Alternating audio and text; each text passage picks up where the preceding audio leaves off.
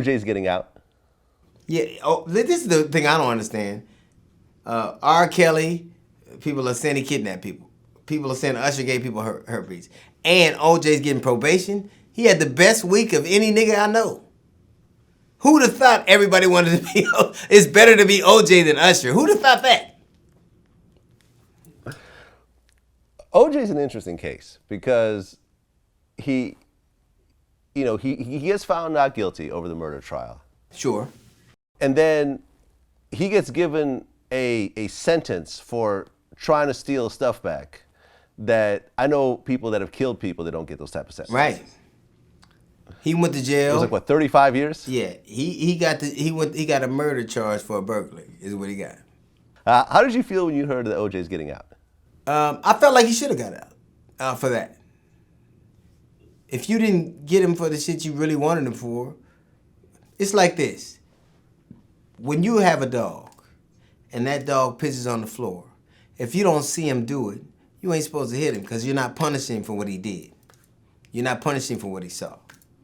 That's revenge. That's not corrective punishment. That's the judicial system. The whole penal system is about corrective measures. It's about rehabilitation. If that dog pees on the ground and I don't see it and I can't prove it and I can't make it, then he gets the pass. He got away with the murder. And I think that every time he did, I think that had I been in the position what I know now and the way I see things now, I would have had a different kind of outlook of that. But he got away with it. He did it.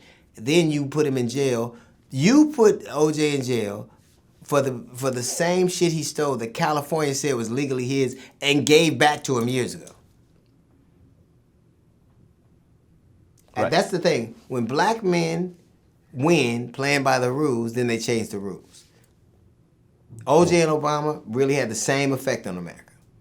These rules ain't working, we better do something different. Okay, so what did they do to Obama? The whole everything he did was wrong. He turned the country around. We have to change the way we vote. These people are voting too much, and we have to make it harder to vote and more restrictive. All those laws, all those voter ID laws, what do you think they came about as a result of? Because a nigga won and he wasn't supposed to. Well, Obama won twice.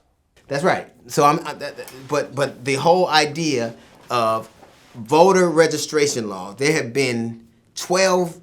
There have been hundreds of millions of votes cast. Probably less than 100 cases of voter fraud. But you changed the entire voting system, because you can't believe that you got beat in the legal way according to the system you set up. Trump Obama won by a sizable portion. That's right. Sizable margin both times. Yeah. And then they had to make sure, they're like, you know what, we're gonna change the voter ID laws because there had to be some way is it my misperception, or were there more voter ID laws introduced in the last 7-8 years than had at any time in the last 30? Because somebody won that wasn't supposed to. Right. I mean, I never thought I'd see a black president in my lifetime. If you would have asked me, me neither. 20 years ago. Me neither. And then what galls me is, people say, like Trump will say, we'll never see a black president again because Obama. In that case, we had 2 shitty white presidents in a row. Ain't nobody, like 2.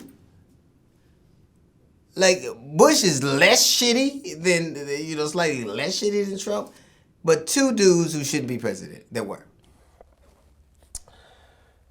Yeah. I mean, he left with the highest approval rating. Bush left.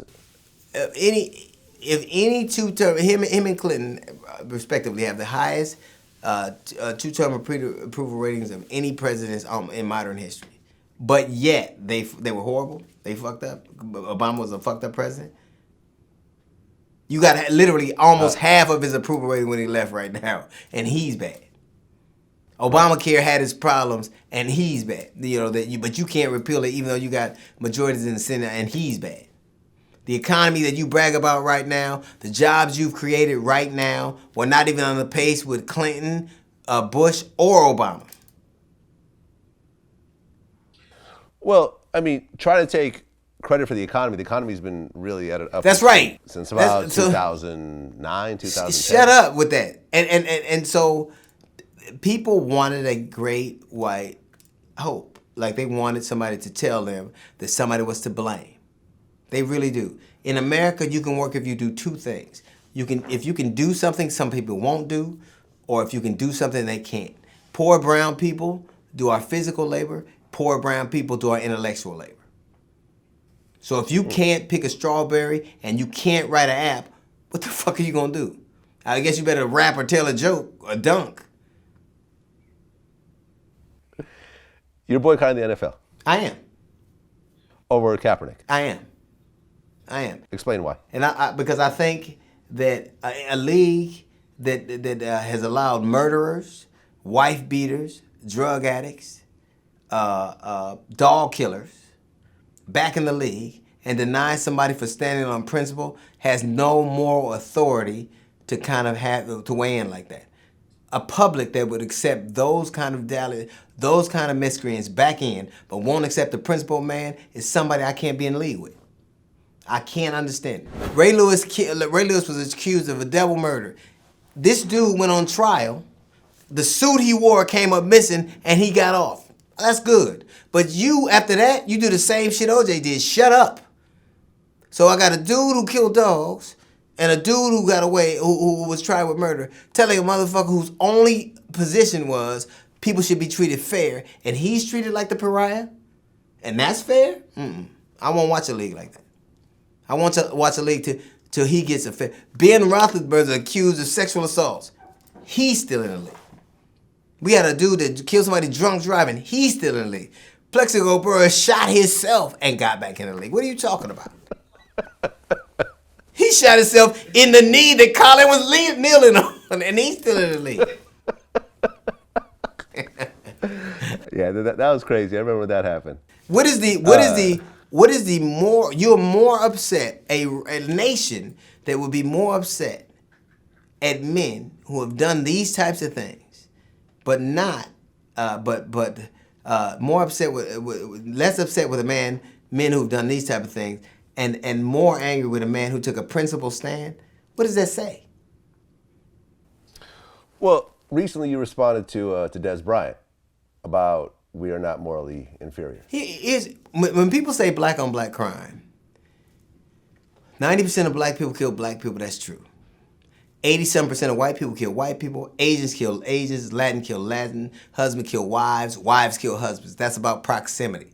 If something happened to you, who would they look at? If something happened to you or somebody in your family, they would look where first? The people in his proximity, right? The people who are closest to him. The people, you always hurt the one you love. We've heard all these things. But they act as if, because it happens to us, you take any group of people, you put them in a position where their schools are underfunded, violence is on the rise, they have no opportunity, no hope, but you give them alcohol, drugs, and guns. What do you think's gonna happen? What do you think? But they act like it's a moral failing. You know why Dez Bryant made the point black people have done more harm to him than other people? You know why? Because you live around black people. Well, he said I have a family to feed. That was the reason why he wasn't speaking. Well, I think so did Muhammad Ali. Right. So did Muhammad Ali. So did Colin Kaepernick. So did Kurt Flood in baseball. So you want to eat. You think you're the only one with a family to feed? Now, I'm not saying that it has to be anybody's fight, and you have to take a stand you don't believe in. But if you believe it and you're silent, you're saying yes, you're acquiescing. You are tantamount to giving them permission to do what they do. Silence, people have been so silent in America that we've gotten away with far too much. Silence is as deafening as shouts. I agree. Because tomorrow, if they want, and it's not, to me, it's not a question of this or that. You can walk and chew bubblegum at the same time. If the league said, if black people in the league said, this has to happen or we won't do this, something would happen. Because a bunch of people said, we won't watch if this man plays. They had to ask the sponsors who were responding to a public. Well, imagine if black people say, we won't do this if you won't play. Now, I can't tell people what to do. But until Colin Kaepernick gets a fair chance, my DirecTV, I won't watch TV in a hotel or a restaurant. I won't mention the scores because I think it's morally deplorable to take that position on a man who took a principled stand. And any dude who argues for the establishment that would allow that is a sorry motherfucker to me. Right, because Mike Vick spoke out against him as well. Mike Vick got a chance to resume his career after he killed dogs. And he almost won the MVP. When you're in that position, you should understand that it's not your words, it's grace you got. And you should extend that to other people. You got grace. Whatever power that you believe in, whoever you pray to, gave you grace. And you did it so well that you almost, if Tom Brady doesn't have that exemplary year, he's the MVP. How dare you pretend like you don't understand what that is? And you're shitting on a man who only wanted to make sure that your kids and nephews and uncles and nieces and daughters don't get slain in the streets with nobody about to account for it? Ugh.